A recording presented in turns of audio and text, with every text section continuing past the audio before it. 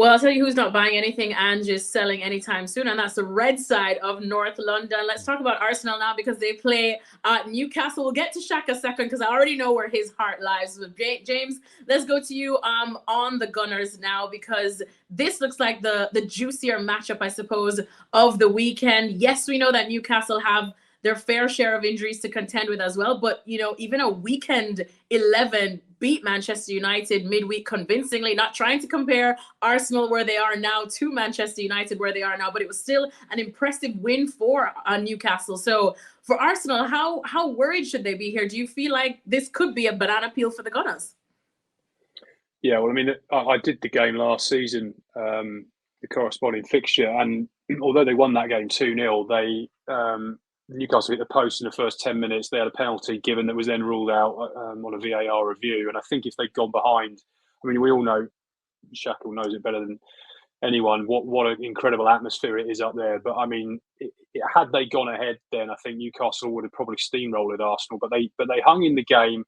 They showed a real determination and a resilience that we don't always associate with Arsenal to go and get that victory. And they're going to need that again, you know. I do know, speaking to people behind the scenes, that there is a little bit of there's a bit of tension between the two clubs because of the games from last season. There was the 0-0 at the Emirates.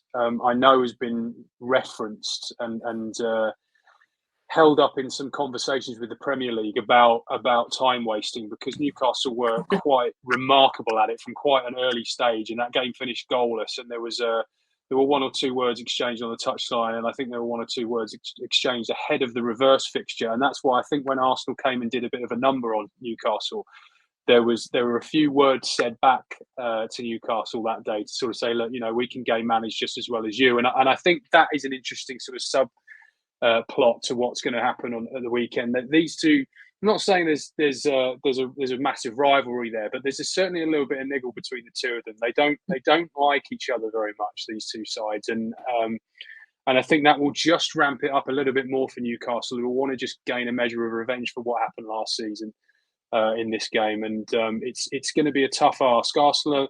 Yeah, I was at the West Ham game on Wednesday. They were miles off it. I thought it was one of their worst performances of the season. And yes, of course, it's a competition they don't, you know, they're not really bothered about. The result doesn't really matter.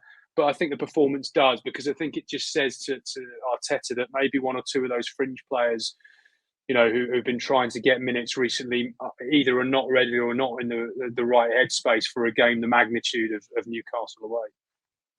Shaka, what about you then?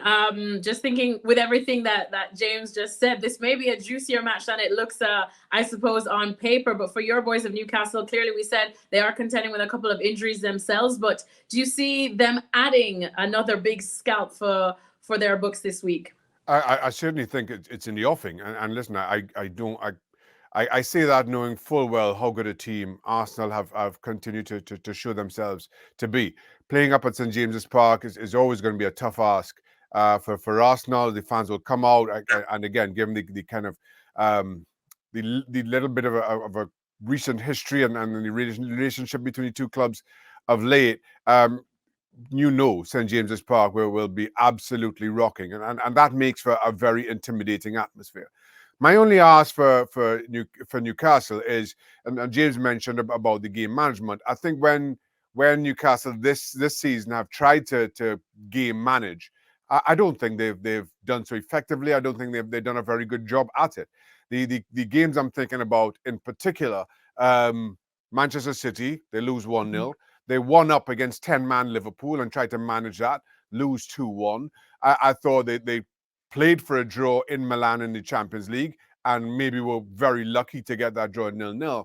But then once the team started to play a little bit more on the front foot, I thought you saw results start to come together, most notably against PSG. And while, yes, it meant for a disappointing result against Dortmund in the Champions League, I'm happy for that. I think this version of Newcastle are better when they play more attacking football. So that's what I'd like to see this time around against Arsenal. A very good Arsenal, but again, for me, that's when Newcastle are at their best, and then allow the crowd to make for an atmosphere that I don't think anybody thoroughly enjoys playing in front of, and maybe the better team on the day win.